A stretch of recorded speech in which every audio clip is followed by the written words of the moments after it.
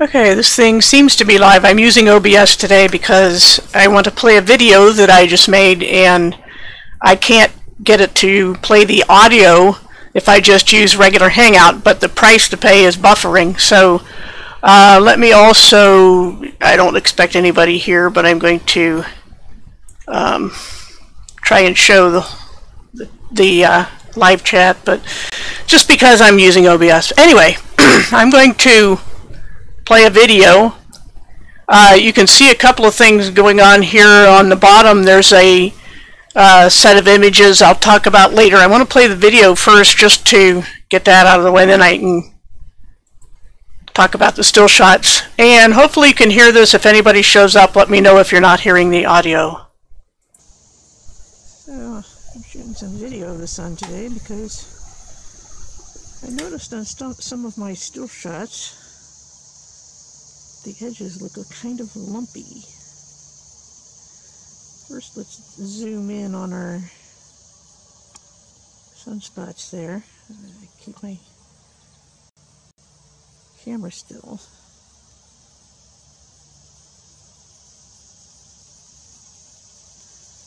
Some of those spots are only moving because the whole sun is.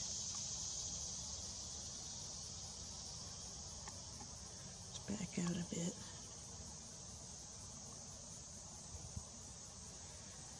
Let me go up here and see this top edge. Okay, more spots.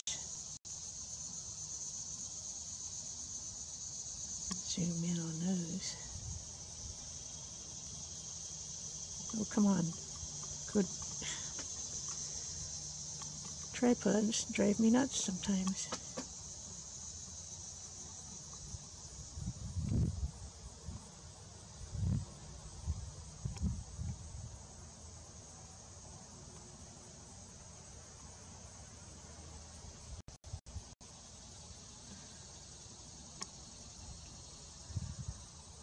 Check out the edge to see if there's movement. I'm going to have to put this down just a bit.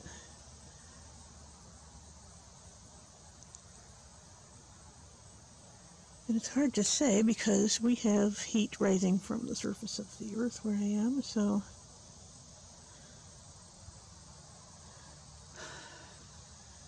how much of that would be because of that distortion, I don't know. I'll back out a bit.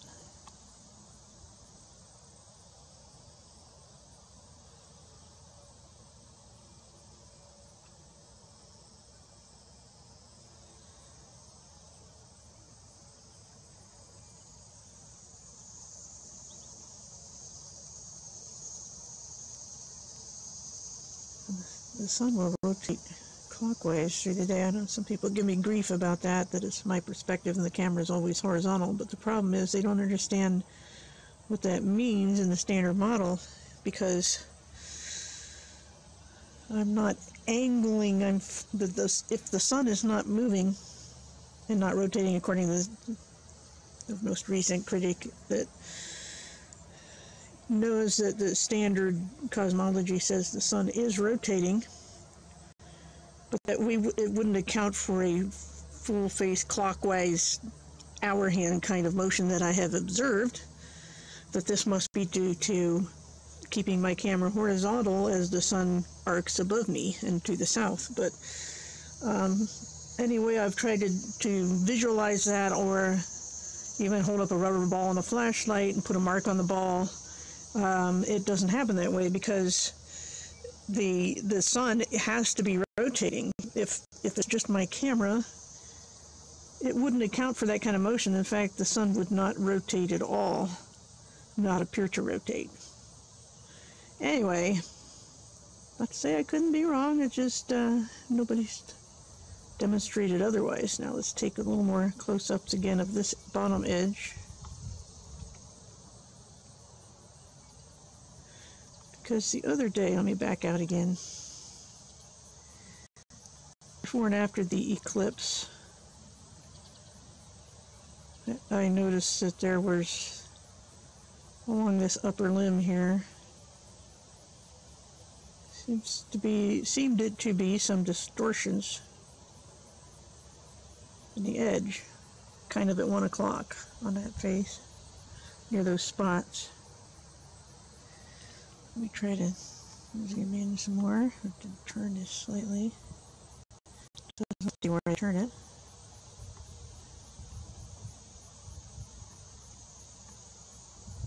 I'm pretty zoomed into that. I'm going to have to. There we go. That's not too bad.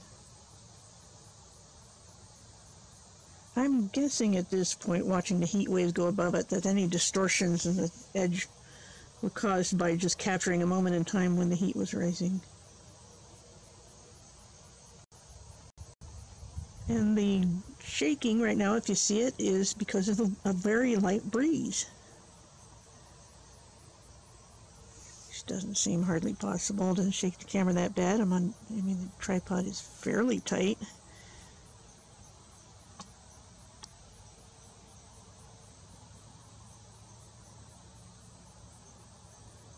Anyway.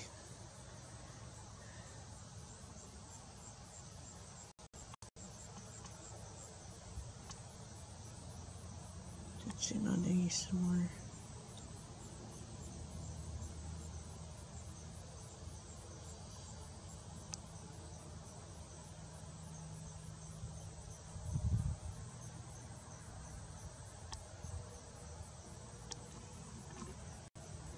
This is Thursday, eclipse was Monday. It's about 10:30 in the morning.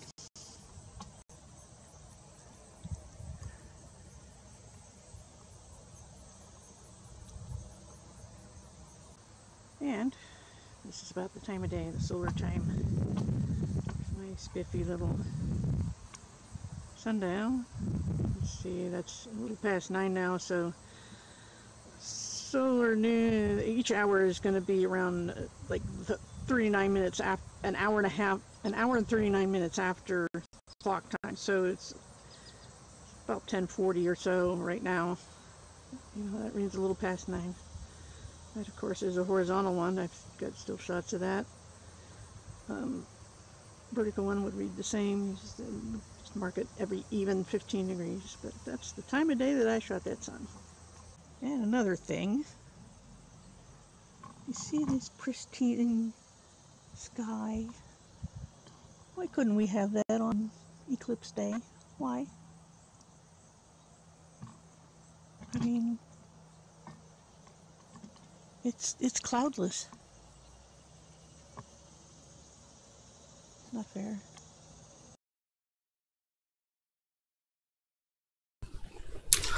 Alright, I hope you can hear me now, and that it won't buffer as bad now. I don't know why it gives me such poor quality streaming. It starts out fine, but it says video output low. I don't know why. Anyway, like I said in the description, I can only get the audio to come through at all when I play a video if I use OBS, so there you go. So I won't make this too long. I wanted to look now at that bottom picture, and I got it marked the dates that I took those. On the 18th, which was 3 days before the eclipse, you can see what I did was that I took each, samples of my pictures and played with it, put it into GIMP. I don't have Photoshop.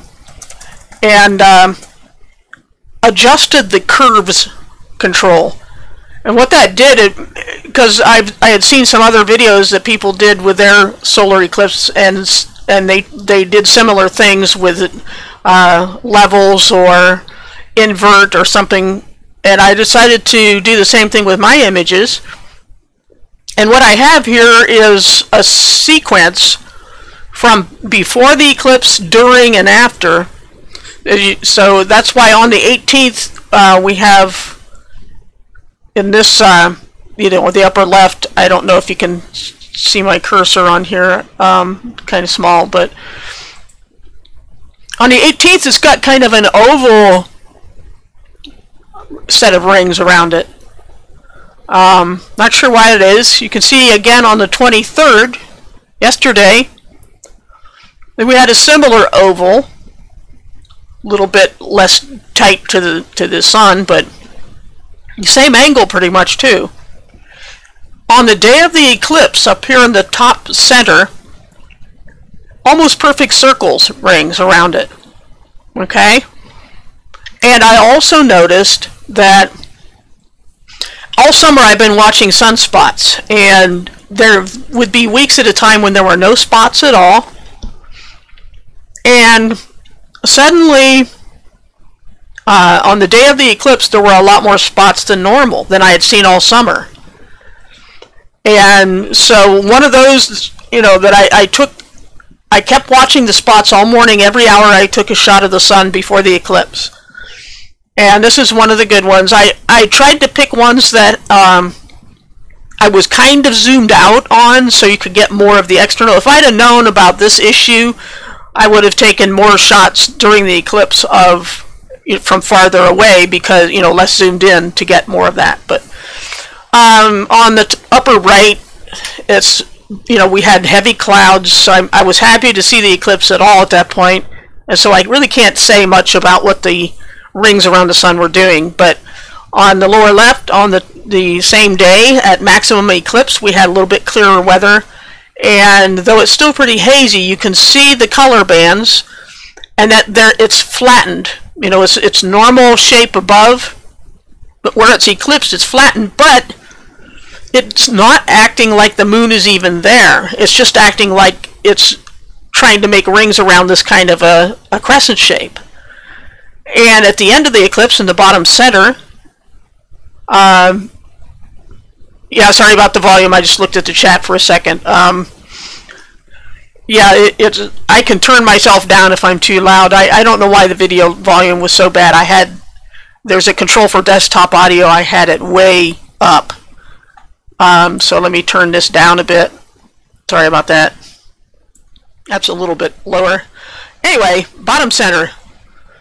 You can see that it's almost perfectly round, but it's got this little kind of a divot here, a little bit of a distortion that would kind of match the angle of this part that's missing. And then, like I said, back to several days after the eclipse, we are back to our oval shape.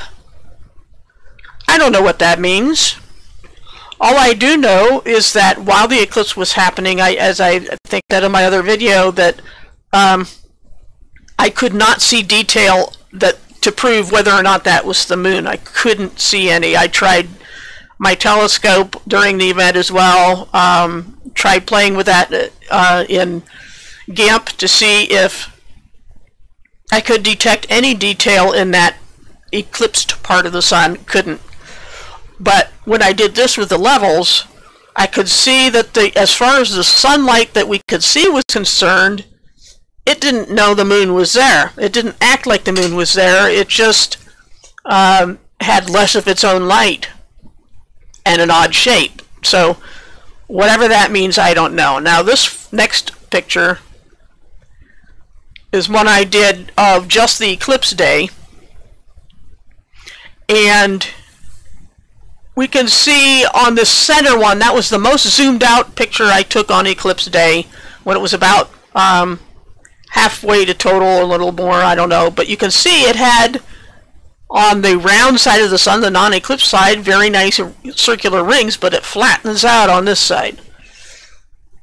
And you wouldn't think it's just going over the moon. You know, the light just going around the moon. The moon should have distorted it more than that.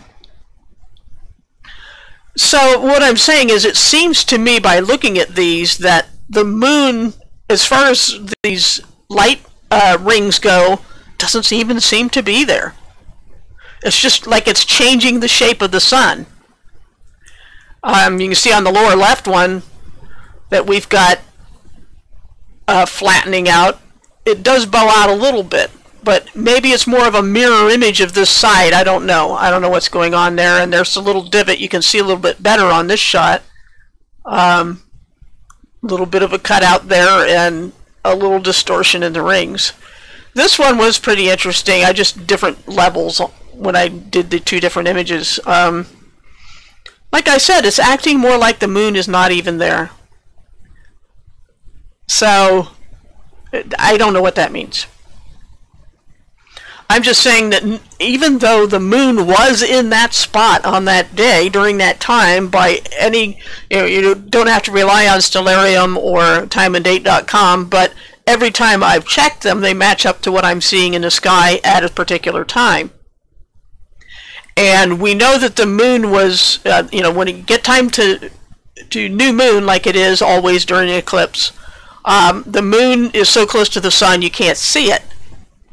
And it's hard, I've known from times past, when the moon is clearly visible in the sky during the day, it's still hard to see when you zoom in on it. Some of my moon pictures that I have from those conditions are that you're hard pressed to really get a good view of the moon when you're zoomed in on a day when the sun is fairly far away from the moon. So I'm not surprised that I wouldn't see the moon, but what I'm saying with these pictures is that the moon's doesn't seem to be affecting the sun's light. It's because if the moon were there, you would not see such clear light bands in the place where the moon's supposed to be. Like these places. There shouldn't be light here. The moon should be at least taking a chunk out of the light. And it isn't. I don't know what that means. So, there you go. Nothing else really to report today other than the reason I took the video.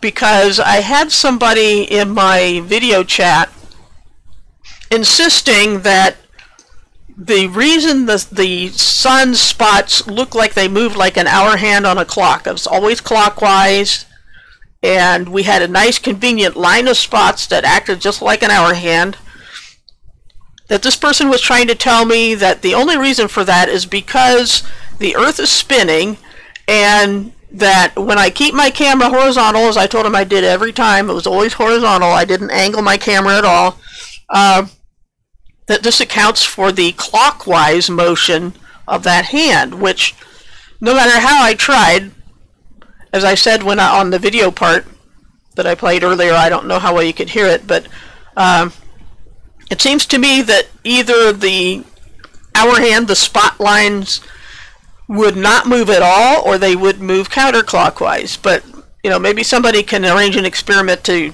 prove or disprove that, because we have to be really careful what we're supposed to be seeing from our perspective. And I've gone over that extensively in other videos, but the thing is that I can't figure how my camera angle and the alleged motion of the Earth is causing a clockwise motion of the sun. Now we do know that the sun does rotate according to anybody's observation. If you look at the spots, standard cosmology has it that even though we are supposedly spinning on the Earth, the sun is also spinning on its axis, and that during the time of the June solstice, the northern pole of the sun is tilted more toward us so that we would see more of the north part of the sun, and that at the equinox it's more upright, so that the North Pole is facing kind of in line with ours mostly, and so we would not see the same clock motion of the hands. So as we approach the equinox, I want to pay special attention to the movement of spots on the sun, and hopefully we'll have a nice line of spots or pattern that we can watch to see if it still has the clock motion.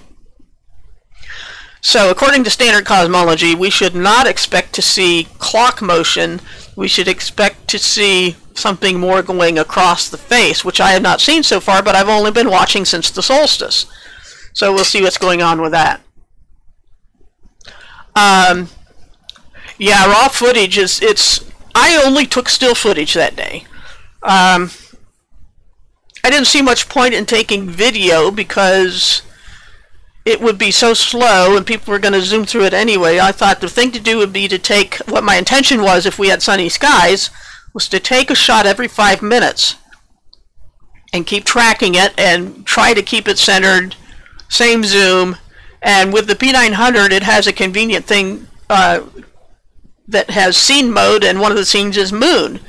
And I've done that before, where I just pick moon mode and point the camera at the moon, center it in the little box, and press OK, and it zooms right in and focuses because it expects a certain size and distance. And it works for